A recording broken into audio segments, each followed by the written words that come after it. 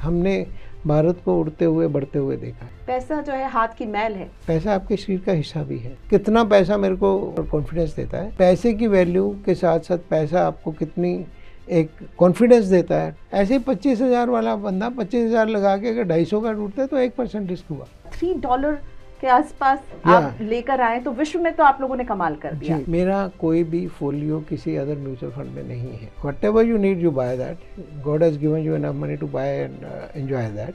सेबी बता रहा कि भाई 90% लोग एफएनओ में रिटेल इन्वेस्टर जो है वो पैसा लॉस कर रहे हैं। लोगों का एक रुझान जो है सेविंग से थोड़ा कम होके इन्वेस्टमेंट की तरफ आ रहा है, and this is aligning with the international practices. 1/3 of the total savings Deposit. of the surplus is moved from savings to this thing. अगर आप जनधन की बात करें आज की डेट में there is a huge money sitting in those accounts as deposits. Good times for banks, good times for investment companies, and good time for the individuals in the country.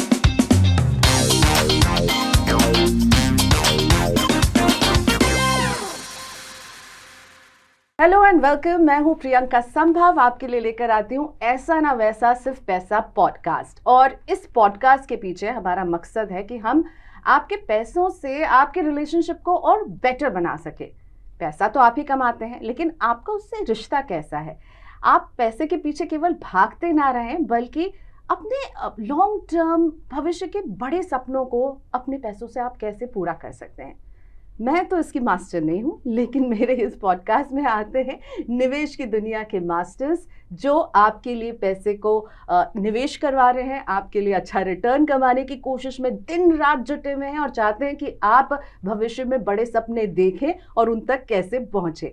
तो आज ऐसा ना वैसा सिर्फ पैसा पॉडकास्ट में मेरे खास मेहमान हैं SBI म्यूचुअल फंड के डेप्यूटी मैनेजिंग डायरेक्टर और joint CEO DP Singh sir. Thank you so much DP sir. Thank you so much, Priyanka. और मैं जब से इस इंडस्ट्री में हूँ सब आपको डीपी सर ही कहते हैं, तो मैं आपको डीपी सर ही बोलने वाली हूँ।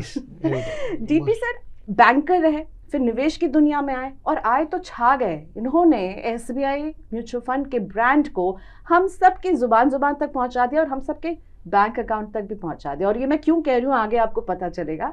लेकिन सबसे पहले सर, इतना लंबा सफ़र आपका रहा है म्यूचुअल फंड की दुनिया में, 25 साल आपने बिताए। आई एम श्योर जब आप आए होंगे तो कुछ 30-40 हज़ार करोड़ का AUM होगा और अब हम 74 लाख करोड़ के AUM में हैं। सो वहाँ से लेकर अभी तक के सफ़र में आपने क्या महसूस किया? कैसे हमारे देश में इन्वेस्टमेंट करने का तरीका बदला? देखिए, वो जो आपने बिल्कुल सही बोला। जब मैं आया था म्यूचुअल फंड इंडस्ट्री में, मैंने ज्वाइन किया था तो 30 लाख करोड़ ही था, 30,000 करोड़ था। और स्टेट में SBI म्यूचुअल फंड का AUM 2300 करोड़ था, 2300 करोड़ अभी भी मेरे को याद है। तो वहाँ से आज का सफ़र जो है इतना एक इंटरेस्टिंग, इतना एंजॉयबल, इतना बढ़िया, आपको लगता है कि something meaningful has happened and you have been part of that industry. जब आप किसी ऐसी चीज़ का हिस्सा होते हैं जो कि एक हिस्टोरिक चीज़ होती है, तो उसमें आपको बहुत तसल्ली मिलती है। And I am very very satisfied, happy, with full of gratitude कि I got this opportunity to be part of this business and this has been extremely good। and हम हर जन के, हर भारतीय के जिसके पास ही सरप्लस पैसा है, उसके निवेश की यात्रा में कुछ ना कुछ हिस्सा डाल पाए, डायरेक्टली या इनडायरेक्टली, तो उसके लिए बहुत तसल्ली होती है। हमने भारत को उड़ते हुए बढ़ते हुए देखा है। एब्सोल्युटली, जो वर्ड आपने यूज़ किया तसल्ली, ये जो है ना तसल्ली, ना पैसों को लेकर के तसल्ली सबको चाहिए और वो काम आप लोग कर रहे हैं। मैं निवेश की दुनिया पर बात करूंगी, पर मैं आपसे एक सवाल ये पूछना चाहूँगी, ऐसा ना वैसा सिर्फ पैसा आपके लिए क्या मायने रखता है? कहते लोग पैसा जो है हाथ की मैल है, क्या आपको भी यही लगता है? आपका रिलेशनशिप पैसे के साथ कैसा है डीपी सर? देखिए, पैसा हाथ की मैल है, पैसा आपके शरीर का हिस्सा भी है। हम मैल को उतारते भी हैं, मैल भाग भी जाते तो अच्छा लगता है, परंतु कुछ ऐसी चीज़ें होती हैं जो आपको कॉन्फिडेंस देती हैं। पैसा होना ज़रूरी है। पैसा should not guide you, you should be guiding पैसा, यू शुड बी डायरेक्टिंग पैसा कि क्या करना है। तो एक व्यक्ति के लिए पैसा एक कॉन्फिडेंस पैरामीटर का हिस्सा है। अगर मेरे पास पैसा है, और क्या किसके पास कितना चाहिए या कितना पैसा मेरे को एक डिटर्मिनेशन और कॉन्फिडेंस देता है। हर एक व्यक्ति का अलग अलग नज़रिया, हर एक व्यक्ति का अलग अलग बैरोमीटर है। But there are some rules कि आज मैं जिस स्थिति में हूँ उसमें हमेशा एक होता है, मेरे को याद है आज कि जब मैंने यात्रा शुरू की तो ये लगता था यार 50 लाख रुपए हो जाए ना मज़ा आ जाए। और अभी आज की डेट में लगता है 50 लाख तो ठीक है यार, 50 लाख तो होना ही चाहिए, इससे ज़्यादा और कितना। जैसे जैसे आप बढ़ते हो तो पैसे की वैल्यू के साथ साथ पैसा आपको कितनी एक कॉन्फिडेंस देता है to move forward in life, that is very important. क्योंकि अनसर्टनिटीज़ कम होती हैं, जितनी अनसर्टनिटीज़ आपकी लाइफ में कम हो वो पैसा उसके लिए एक महत्वपूर्ण भूमिका निभाता है। तो उसके लिए पैसा का होना बहुत ज़रूरी है और पैसे को बढ़ाना भी एक बहुत ज़रूरी है।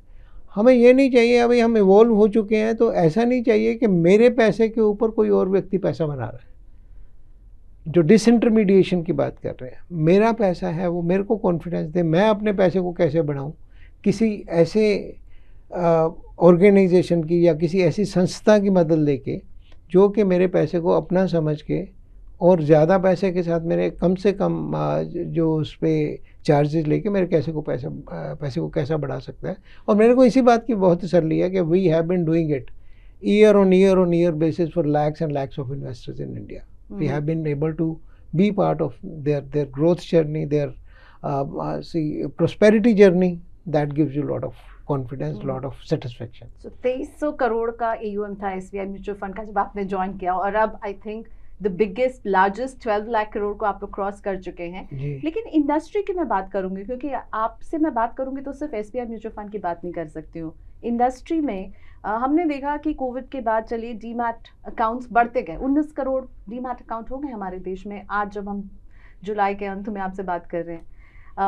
और जब हम सिप अकाउंट्स की बात करते हैं sir, 5.5 crore 5 crore 5.5 crore unique SIP accounts हैं जी। आपको लगता है ये फेयर है, ये डीमैट अकाउंट इतने, सिप इतने और आप लोग इतनी मेहनत कर रहे हैं? देखिए इसमें ना दो चीज़ें हैं प्रियंका जी, मतलब एक जन समूह में एक जो हर्ड मेंटेलिटी होती है, हमने देखा कोविड की बात किया, कोविड के बाद हिंदुस्तान की अर्थव्यवस्था और ज़्यादा मजबूत हुई है फॉर वट एवर रीज़न, और जो हमारी इंटरनल मार्केट है वो भी बहुत बड़ी मार्केट है। तो उसकी वजह से दो तरह के, एक ही व्यक्ति मतलब एक व्यक्ति का एक चरित्र नहीं होता, मल्टीफेरियस पर्सनैलिटीज़ जिसको हम बोलते हैं होता है। मेरा एक किस्सा है जो मैं कहता हूँ कि मेरे को जमा रखना है, एक होता है मेरे को निवेश करना है जिससे मेरी बढ़े, तीसरा होता है कि यार थोड़ा सा खेलते हैं। जो खेलने वाली स्थिति है ना वो डीमैट अकाउंट में लोगों ने बहुत किया है, क्योंकि वन साइडेड था, एवरीबॉडी वाज मेकिंग मनी। आप किसी चीज़ को हाथ लगा दो वो रेट बढ़ रहा है क्योंकि मार्केट बढ़ रही है, तो उनको मज़ा आता था उसमें, दे वर प्लेइंग। खेलो इंडिया खेलो वाला काम था कि डीमैट अकाउंट खोला, आज सुबह खरीदा, शाम को बेचा, दोपहर को खरीदा, अगले दिन बेचा। तो वो वाले व्यक्ति जो थे, डीमैट अकाउंट तो खोलना ही पड़ेगा। तो डीमैट, मैंने ये नहीं कहता कि डीमैट अकाउंट में बहुत से सीरियस इन्वेस्टर्स भी हैं who have complete knowledge and my salute to them, they are doing very well for themselves, but majority of the people were like this only, I mean with the gambling kind of mentality. But we mutual fund industry is a very serious industry, very serious industry.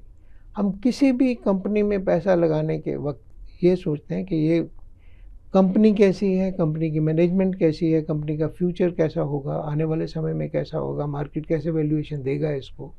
क्योंकि जैसे जैसे पैसा market में आता है, जो एक risk appetite वाली कैटेगरी में, जो कि इक्विटी कैटेगरी है, उसमें आता है, तो उसमें बहुत से प्लेयर्स होते हैं मार्केट में, एंड वी हैव टू सी कि उसमें खेल भी बहुत चलता है। क्योंकि कोई एंटरप्रेन्योर, हर एक व्यक्ति का अपना अपना, जैसे हम एक निवेशक की बात कर रहे हैं कि वो जब ग्रीड वाली या स्पेकुलेशन वाली भावना लेके आता है, ऐसे ही कंपनीज भी हैं जो ग्रीड और स्पेकुलेशन की भावना में लेके आते हैं कि चल मैं लिस्ट करता हूँ, भाग बना के अपना 10% लिस्ट किया, रेट बढ़ाया, फिर अपना जो माल है दूसरों को चिपकाया और निकल लिए। म्यूचुअल फंड जो देखते हैं वो ये देखते हैं कि ऐसा कुछ भी किसी व्यक्ति के साथ ना हो।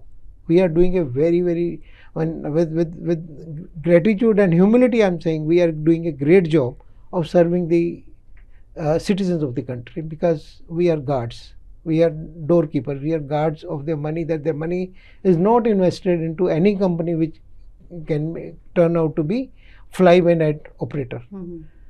और ऐसा करते हुए ऐसा नहीं है कि मैं ये कहता हूँ कि हमसे कभी गलती हो नहीं सकती है, तो हम भी इंसान ही, हमारे फंड मैनेजर भी इंसान है, कभी ना कभी सामने वाला बंदा आउटस्मार्ट कर सकता है आपको, but the possibility of that is very minimal. If I am doing it as an individual, my probability may be 50%. But if I am doing through SBI mutual fund or mutual fund and any other mutual fund also, they are mandated to do the research. They are mandated to look at the company very, very closely. And there is another big gatekeeper, which is SEBI, who is watching mutual funds also, that they don't do anything wrong, because they are mandated to take care of the interest of the small investors. So we are working in a very tight regulatory environment with the full of passion on the one side and the responsibility on the other side. Absolutely. So this passion and responsibility go hand in hand. The So ये responsibility overweighs the passion. 5.5 crore sir, आपको लगता है ये ठीक नहीं pace है? नहीं, एक कम से कम इससे 4 गुना होना चाहिए. जो व्यक्ति आज की डेट में हमारा जैसी स्थिति है, और तो उसी को देखते हुए हम ये लेके आए थे कि हमें जन निवेश लेके आना ज़रूरी है. ये हमारी जिम्मेवारी है. वो पैशन जो मैं आपको बोल रहा हूँ, एक तरफ पैशन, दूसरी तरफ जिम्मेवारी. हम समझते हैं कि हम जिम्मेवार हैं हर एक उस नागरिक की तरफ जो कि हिंदुस्तान का हिस्सा है. आज की डेट में अगर वो किसी बैंक में पैसा लगा रहा है या वो किसी और को पैसा दे रहा है और वो व्यक्ति इकोनॉमी में लगा के पैसा बना के उसका कुछ हिस्सा दे रहा है, तो हमें लगता है उसका पूरा हिस्सा उसको मिलना चाहिए. आज की डेट में जन निवेश में बहुत से व्यक्ति, अगर आप दिल्ली में जैसे आप आते हैं या बॉम्बे में हम देखते हैं, there are so many unorganised small vendors, small vegetable vendors, small flower vendors, small fruit vendors who earn more than 1,500, 2,000 rupees every day. Even some of the auto rickshaw wallahs make that much money. Why can't they be given an opportunity by putting 250 rupees, 100 rupees every day, every week, so that also they also become the part of the growth journey and they also enjoy the benefits.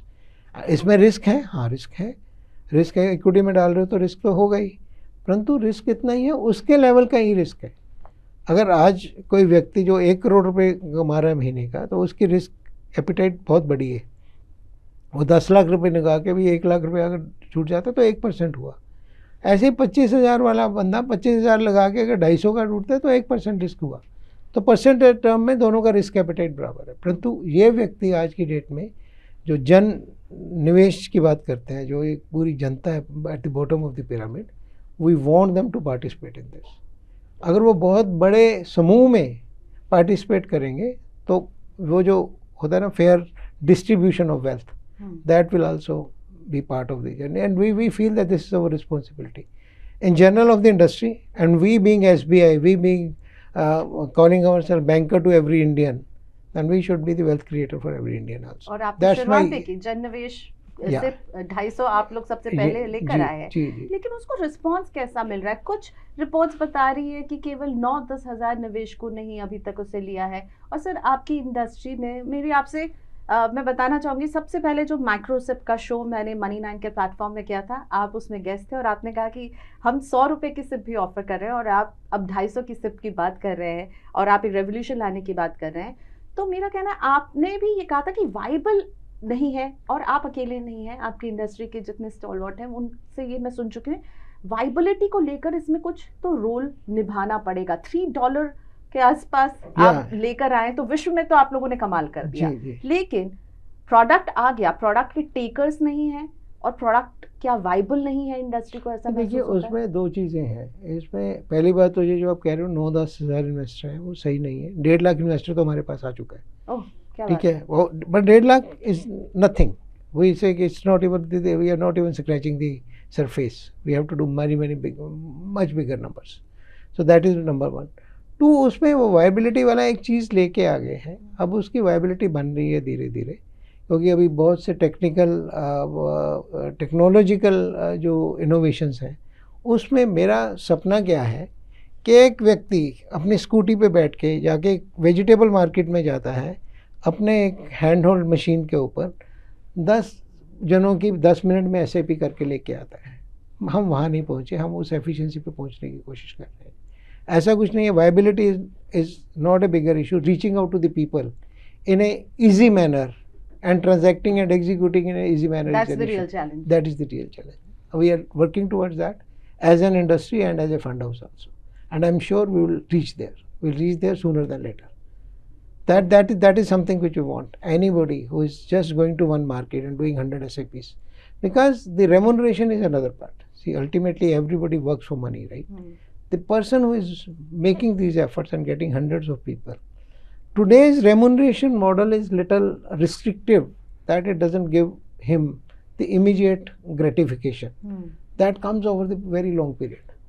तो व्यक्ति जैसे अगर मैं आज नौकरी join करता हूँ, ठीक है, मेरी तनख्वाह आज कम हो सकती है, ओवर द पीरियड टाइम बढ़ेगी, पर मैं कोई ये नहीं कह सकता कि यार तू अभी आ जा, सिर्फ 2 रोटी ले ले, बाकी तेरा बाद में तेरे को फ्रूट भी मिलेगा, बाद में तेरे को अच्छा खाना भी मिलेगा।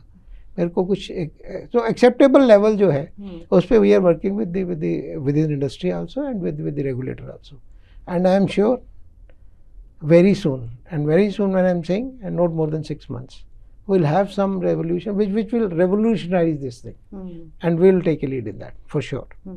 ओके, सो आप थैंक्स फॉर करेक्टिंग मी। 9000 जो है वो नंबर मुझे अब कोट नहीं करना चाहिए, मुझे आपका नंबर ये कोट करना चाहिए। ये बताइए, आपने 25 साल एसबीआई म्यूचुअल फंड में बिताए हैं और उससे पहले भी एसबीआई बैंक में आपने बिताए हैं। इतना लंबा सफर एक ही संस्थान के साथ डीपी सर कैसे करते हैं? आसपास आप देख रहे हैं यंगस्टर्स, मतलब वो 2 साल भी नहीं टिकते, 1 साल में ही नौकरी पकड़ लेते हैं, और उसके सामने एक आपकी जैसी शख्सियत है जो 25 साल से संस्थान में है और उसी पैशन के साथ काम कर रही है। देखिए, 2 चीज़ें होती हैं उसमें। एक तो जिस समय मैंने एसबीआई ज्वाइन किया, और उस वक्त 2 ही सबसे बढ़िया नौकरियां गिनी जाती थी, चाहे तो आप आईएएस ऑफिसर बन जाओ या स्टेट बैंक ऑफ इंडिया का ऑफिसर बन जाओ, वो टाइम था। राइट। और आज के टाइम में समय बदला है, प्राइवेट सेक्टर आया है, 1990 के बाद ये सारी चीज़ें जो अपनी लिबरलाइजेशन हुई, तो समय बदला। तो मैं I will not at the youngsters के उनको, अगर उनको जंप लेना उनको जाना पड़ता है, तो आई एब्सोल्युटली रिस्पेक्ट दैट, उसमें ऐसा कुछ नहीं। मतलब क्या होता है कि when you are enjoying, you love the organization, you are working with an organization which is leader in the area, तो उसको छोड़ने का मतलब, उससे बड़ी बेवकूफ़ी क्या होगी कि आप हमारे हर एक व्यक्ति का एक पर्सनालिटी होता है कि मेरे को ग्रो करना है, मेरे को लीडर बनना है, राइट, कि I should be leading, and God has given you an opportunity to work with a leader. तो ऑर्गेनाइजेशन के साथ आप खुद ही बढ़ते हो, तो उसमें कोई भी व्यक्ति का यही होता है कि ही और she should enjoy the work, and I M thoroughly enjoying my work since beginning, क्योंकि इतना जो बड़ा मौका, इतनी बड़ी संस्था, उसमें जो प्लेटफॉर्म मिलना और प्लेटफॉर्म के साथ काम करना, I think more than me credit goes to the organisation, not to me. Right. अच्छा, पैसों से आपने कहा कि आपका जो रिश्ता है वो है तसल्ली का, कॉन्फिडेंस का। घर में पैसों का डिसीजन कौन लेता है? आप लेते हैं या मिसेस सिंह लेती हैं? नहीं, देखिए, घर के डिसीजन तो हर जगह वही होता है। पैसों का डिसीजन आप इतने बड़े संस्थान में काम कर रहे हैं। निवेश का डिसीजन मैं लेता हूँ, बाकी सारे डिसीजन वो लेते हैं। तो पैसों का डिसीजन आप लेते हैं? निवेश का। ओके, इन्वेस्टमेंट कहाँ करना है, खर्चा करने का डिसीजन उनका है, जितना आप निवेश कहाँ करते हैं? डीपी सर का इन्वेस्टमेंट का अगर मैं पोर्टफोलियो देखूं, मुझे पता है आप लोगों पर ये भी बंदिश होती है कि आपको अपने ही म्यूचुअल फंड स्कीम्स में भी निवेश करना होता है। Skin in the game, SEBI की हम बात कर रहे थे, तो आप अगर स्कीम ला रहे हैं उसमें आपको तो निवेश करना ही है। पर आपका निवेश का अगर मैं एक स्नैपशॉट मांगूं कि कहाँ डीपी सर को निवेश कहाँ करना अच्छा लगता है? देखिए, मैं अगर सही बताऊँ, this may not be representative for everybody, but this is me.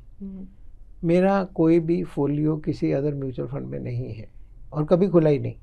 ऐसा नहीं है कि others are not doing good job.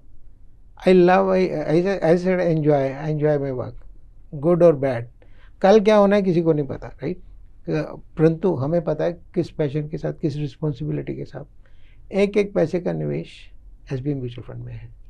घर के अलावा सारे का सारा निवेश जो भी है एसबीआई म्यूचुअल फंड में कहीं भी नहीं है। डीपी सर, आपने अपने बच्चों को पैसों की क्या बात सिखाई, क्या लेसन दिया? बच्चों से पैसों की बात आप करते होंगे, हालांकि हमारे घरों में ये बड़ा एक टैबू रहा है कि बच्चों से पैसों की बात नहीं करनी है, पर knowing you I don't think so. तो आपने वो क्या सीख अपने बच्चों को दी है जो आप हमारे व्यूअर्स को भी दे सकते हैं? बच्चों को, उनको हालात को देखते हुए शुरू से ही उन्होंने ये देखा कि what is the difference between A depreciating asset and appreciating assets.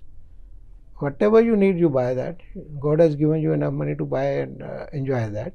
But at the same time, don't flaunt, don't be maximist, be whatever you enjoy. But जैसे आज की, अगर मैं अपनी बात करूं, जब यहाँ पे लिबरलाइजेशन के रिजल्ट आने शुरू हुए, तो यंगस्टर्स का सबसे पहले हमारा क्या होता था कि फाइनेंशियल एजुकेशन में हम बोलते थे don't buy spend everything on smartphone और कार और स्कूटर। आज की डेट में वो खुद ही नहीं करते हैं। आज की डेट में everybody starts the journey with the SIP। The moment उनका बैंक अकाउंट खुलता है, उनका जो SIP स्टार्ट हो जाती है।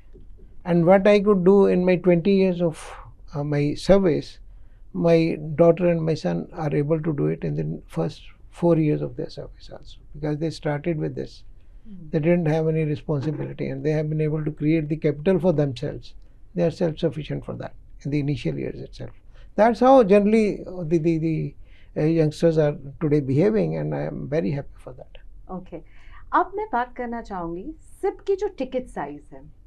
हम देख रहे हैं कि अकाउंट्स बढ़ रहे हैं, लोग सिर्फ समझ रहे हैं। आप कह रहे हैं कि अब जो नया नौकरी भी शुरू कर रहा है उसे पता है, अब एक मजदूर जो है उस तक भी आप पहुंच, जो डेली वेज है 250 की सिप से आप पहुंचने की कोशिश कर रहे हैं।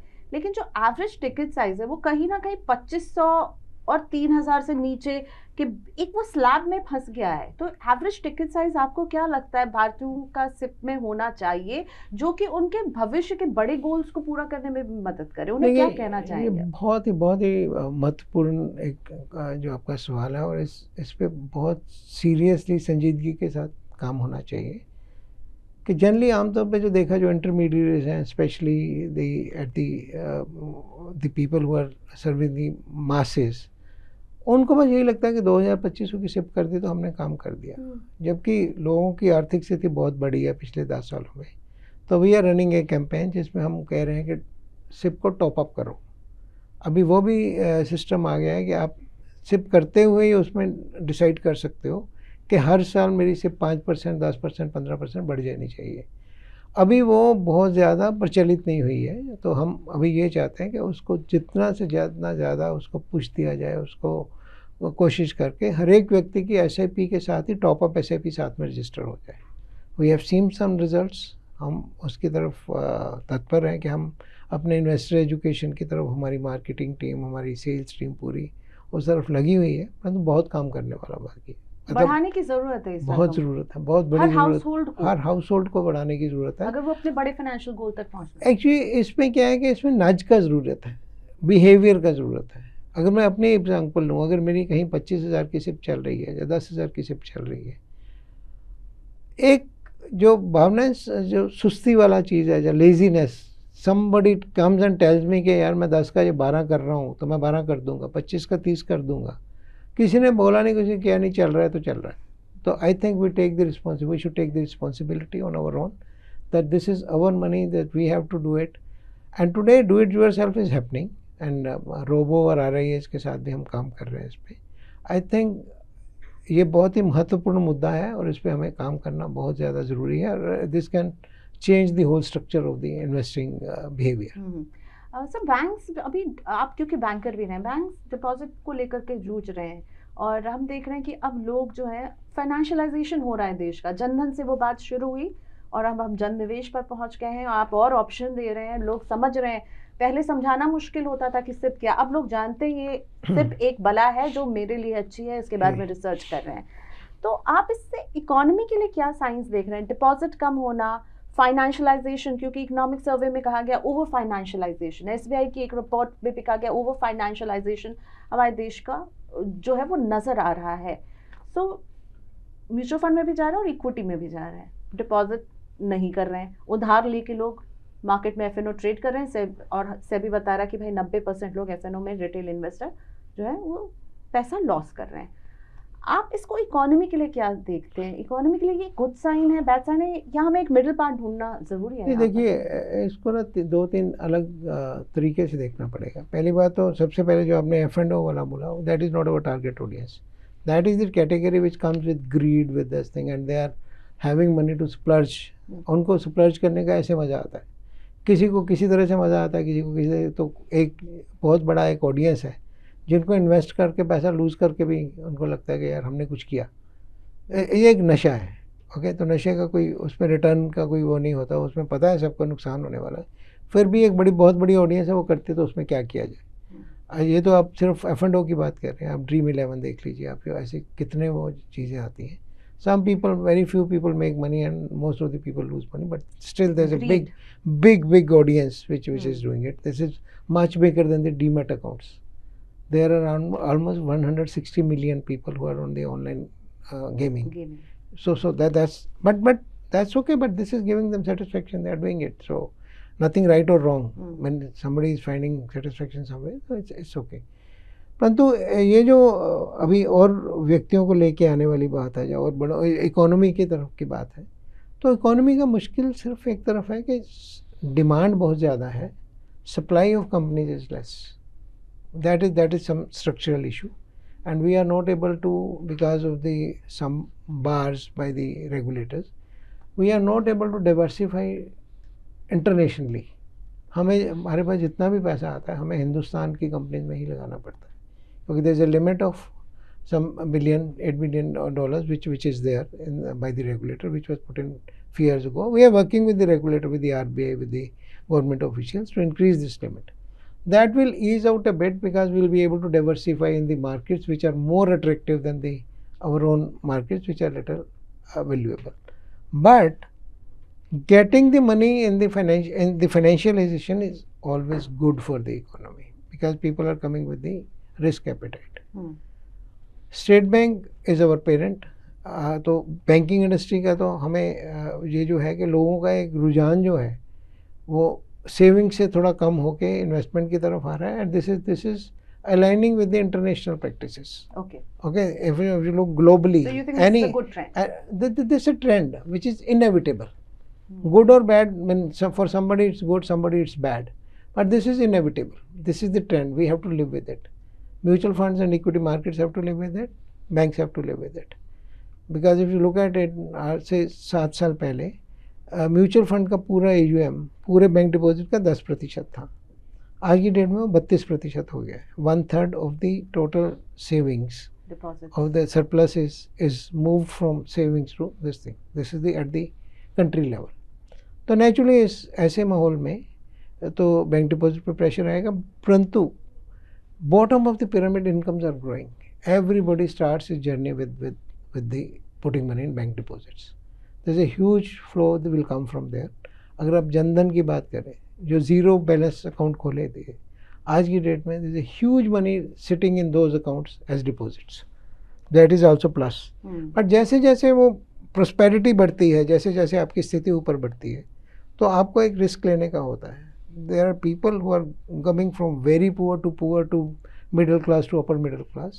So while the top of the pyramid will always be over financialization will be there, because if you look at a corporate or look at the person, will he or she be keeping money in bank deposit? The answer is maybe 5%, which is the transactional money. 95% will be investment, and investment could be anywhere. It could be in financial assets, it could be in real estate, it could be in some other market, it could be globally in some other thing. But the moment you keep going down the pyramid, so the percentage of deposits will keep on increasing and investment will keep on coming down. So that pyramid is just nothing to worry for anybody. Good times for banks, good times for investment companies, and good time for the individuals in the country. और इसे रोका नहीं जा सकता, inevitable. इसको कुछ नहीं कर सकता. म्यूचुअल फंड इंडस्ट्री में एक नया नाम आ रहा है, Jio plus BlackRock mutual fund. इसको आप, इसकी एंट्री क्या देख रहे हैं? क्योंकि जियो हमेशा एक वो डिस्काउंट देकर उन्होंने अपना बेस बढ़ाया टेलीकॉम में, और आप शुरुआत में कहते रीच, वो बार बार कह रहे हैं उनका डिस्ट्रीब्यूशन नेटवर्क को जो है उसमें जियो की जब पावर मिलेगी तो उनकी रीच बहुत बड़ी होगी. आप उनकी एंट्री को कैसे देख रहे हैं? क्या एक कॉस्ट वॉर शुरू हो सकता है म्यूचुअल फंड इंडस्ट्री में? I don't think so, because we are highly regulated, and the costs of the mutual fund industry are rock bottom. You can't get into negative. Okay, nobody can go to negative. And BlackRock is an international firm. They have been doing business at a particular level. They will not like to kill their international business by discounting in one territory. That is one. And two, they are very respectable player. Jio may be having reach. See, while putting money in financial, I'm not undermining them. They are very good. BlackRock is very, very reputed, and I have all the respect for them. But reach and trust trust takes a lot of time. They are entering into the financial markets in India for the first time. It takes years and years to create trust. So SBI or mutual fund, the big names in the industry, they have created their brand over the period of time. बिल्कुल. They will also take some time, and there's a good business for everybody. And with more players coming into the market, size of the pies goes up, and you will get your share, they will get their share, and beyond a point when hundreds of people come, then what happens? Then you talk about the absolute growth and absolute numbers, not the market share, because market grows, number of players grows, so naturally market share will take a hit. But if I want to grow by 25% year on year, am I capable of doing it in spite of the competition? The answer is yes. If two more players like that come, the industry will grow much faster, and will still grow at that pace. So we always welcome competition. They are welcome, and they will definitely create some more sensation, and more number of people will come. As you said, it should not be 5 crores, it's 20 crores. So even if they take 2 crores out of that, and remaining 18 crores, and we also take 2 crores, we are happy, they are happy, everybody is growing. That's not an issue. Sir मुझे ये बताइए कि जब हम बात करते हैं investors की, और आपने भाई ट्रस्ट की जो बात की ना कि एसबीआई पे ट्रस्ट है, तो मैंने शुरुआत में कहा कि लोग पैसा दे रहे हैं. मैं म्यूचुअल फंड क्वेरीज का एक शो करती हूँ. मेरे पास हफ्ते में 2 से 4 पोर्टफोलियो ऐसे आते हैं जहाँ पर लोगों ने सिर्फ और सिर्फ अपने पोर्टफोलियो में एसबीआई म्यूचुअल फंड की 5 स्कीम 6 स्कीम ले रखी है, और हमें उन्हें समझाना पड़ता है डाइवर्सिफाई करने के लिए आपको और भी स्कीम्स को ऐड करना चाहिए. ये ट्रस्ट की बात है. नहीं, देखिए मैं ना इस मुद्दे पे मैं सहमत नहीं हूँ. ओके. उस पर सहमत इसलिए नहीं हूँ कि अगर आज आप पूरी म्यूचुअल फंड इंडस्ट्री का इक्विटी पोर्टफोलियो ले लो, तो आपको ये दिखाई देगा कि 80% of the portfolios are common. Overlap है. ओवरलैप इंडस्ट्री में नहीं है. अगर फंड हाउस में तो हम ओवरलैप कह सकते हैं, पर इंडस्ट्री में आया तो नहीं है. अगर आज की डेट में कोई व्यक्ति 5 स्कीम एसबीआई म्यूचुअल फंड की लेके बैठा है, ही इज फुल्ली डाइवर्सिफाइड. क्या बात है. तो जवाब मिल गया मेरे उन व्यूअर्स को. इज फुल्ली डाइवर्सिफाइड है. उसके कम से कम 50-60 स्टॉक्स में पैसा लगा होगा.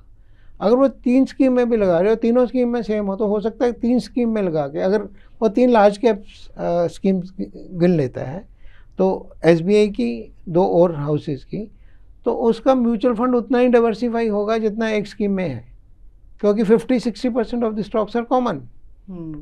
तो उसमें सबके पास एसबीआई होगा, सबके पास एचडीएफसी होगा, सबके पास रिलायंस होगा, सबके पास जितने भी बड़े नाम ले लो वो होंगे, और वो 50-60% सबके पास होंगे. हाँ, तो एक अगर मैं ए की भी उस स्कीम में होगा, कंपनी बी में भी वही स्टॉक्स होंगे, और कंपनी सी में भी वही निवेश. तो उसमें कोई, और हम तो ये कहते हैं you need only one. Actually I will personally, and I am saying it from my own experience. If I look at my IRR in my whole portfolio, and IRR of a person who has put in 10 fund houses, IRR will not be different. 1% here or there. Maybe I am having more than this. This depends upon which asset class I am there. Okay. So this concept of diversification amongst the fund houses is a farce. Great clarification DP sir से. DP sir, फिर बताइए, एक investor जो अभी investment शुरू करना चाह रहा है, अब देखिए सबका अलग होगा, ठीक है. मेरी कमाई अलग है, आपकी कमाई अलग है, ठीक है. जो हमारे कैमरे के पीछे बैठे हुए विश्वा जी, उनकी कमाई अलग है. सबके लिए तो one rule, one size does not fit all, पर फिर भी कुछ कॉमन गुरु मंत्र जो आप इन्वेस्टर को म्यूचुअल फंड के लिए देना चाहेंगे कि आपका पोर्टफोलियो कैसा हो, कितनी रकम आप करें, कितने समय के लिए करें. देखिए, हर एक के अपनी लाइफ में अपना एक होता है कि अगर आपका फाइनेंशियल एसेट्स का साइज कम है जी, तो आपको इमरजेंसी के लिए फंड जो होता है उसकी परसेंटेज ज़्यादा रखनी पड़ेगी. जैसे जैसे आपका फाइनेंशियल एसेट बढ़ता है तो आपकी परसेंटेज टर्म में वो कम रह जाएगा. क्योंकि आज की डेट में अगर मेरे को अपने लिए इमरजेंसी फंड में 5 लाख रुपए रखना है तो मैं आर्बिट्राज फंड में रखूँगा, 5 लाख रुपए पड़ा रहेगा. परंतु अगर मेरा नेटवर्थ 5 करोड़ है तो वो मेरा 1% रहेगा. अगर वो 1 करोड़ है तब भी 5% रहेगा, तो 5% हो जाएगा. तो this depends upon individual to individual, but it has to be in the liquid assets which can be there. It should be for the time period. Equity assets should be there where the minimum period is 3 to 5 years, and don't get disturbed with 3 months underperformance or 6 months outperformance. ना खुश होना चाहिए, ना दुखी होना चाहिए. ये जो अभी एसेट क्लासेस बन के आ रही हैं, नहीं आर्बिट्राज फंड हो गया या आपका कंजर्वेटिव हाइब्रिड, और कंजर्वेटिव हाइब्रिड में अभी हमें क्या होता है, हमारी प्रोडक्ट्स को एक निवेशक की ज़रूरत के हिसाब से भी उसको प्रोड्यूस करना बड़ा ज़रूरी होता है। एक एग्जांपल देता हूँ, कंजर्वेटिव हाइब्रिड, उसमें सिर्फ 25% इक्विटी में जाता है, 75% फिक्स इनकम सिक्योरिटीज़ में जाता है। अगर आपके पास 3 से 5 साल का टाइम है तो 25% को अगर 3 से 5 साल का टाइम देते हो और कैश फ्लो के लिए आप 75% में से पैसा लेते हो, दैट बिकम्स, अगर वो फंड डिविडेंड डिक्लेयर करता है और अगर आपकी सालाना आमदन आज की डेट में 12 लाख के अंदर है, तो वो पूरा डिविडेंड आपका टैक्स फ्री हो जाता है। कोई कैपिटल गेन टैक्स नहीं, कोई कुछ नहीं। तो हमने उसमें कंजर्वेटिव हाइब्रिड को ऐसे पोजीशन करके उसमें मंथली डिविडेंड देना शुरू कर दिया, और मंथली डिविडेंड जो है वो उसके फिक्स इनकम पोर्टफोलियो से जाता है। हम इक्विटी को बेच के नहीं करते, क्योंकि 7-8% तो उसको आएगा। तो हम उसको पोजीशन करते हैं कि अपने टारगेट ऑडियंस के लिए कैसी सेवा हम कर सकें, और कैसा उसके लिए अगर मैं कहीं भी डाल दूं तो मेरा पूरे का पूरा इंटरेस्ट जो है टैक्सेबल हो जाता है। तो इस तरह से पूरी इंडस्ट्री ऐसी चीज़ें ढूंढती रहती है किस तरह से अपने निवेशक के लिए कोई सोल्यूशन दिया जाए। बच्चों के लिए अलग स्कीम है, रिटायरमेंट के लिए अलग फंड है। मेरे 3 साल के लॉक इन वाला जो ELSS फंड है, जो ELSS के अभी लेने वाले तो बहुत कम हो गए हैं क्योंकि साइज बढ़ गया है, बट फिर भी 3 साल lock in attract so many people, specially the NRIs। उनको लगता है कि यार फायर एंड फॉरगेट, 3 साल के बाद जब लेना ही नहीं है तो लॉग इन हो या ना हो तो क्या फ़र्क पड़ता है। सर मैं ये पूछ रही थी आपसे कि सोल्यूशन ओरिएंटेड फंड आप लोग एक सोल्यूशन दे रहे हैं, ठीक है, सोल्यूशन है, गोल बहुत इंपॉर्टेंट है, लेकिन कहीं ना कहीं लोग उस गोल को समझ नहीं पाते, उसकी इम्पोर्टेंस, और इस प्रोडक्ट को भी नहीं समझ पा रहे हैं।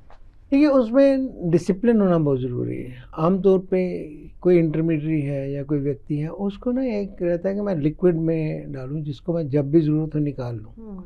तो डाइवर्सिफाइड फंड में लिक्विडिटी है, एंड मैं बड़ी जिम्मेदारी के साथ एक ये बात कह रहा हूँ कि म्यूचुअल फंड इंडस्ट्री ने लिक्विडिटी ज़रूरत से ज़्यादा बेची है। हम कॉन्ट्राडिक्टरी स्टेटमेंट्स देते हैं। एक तरफ तो हम कहते हैं कि इक्विटी में कम से कम 3 से 5 साल का होना चाहिए, और दूसरी तरफ कहते हैं कि 15 दिन के बाद कोई एग्जिट लोड नहीं है, जब चाहिए वो निकाल लेना।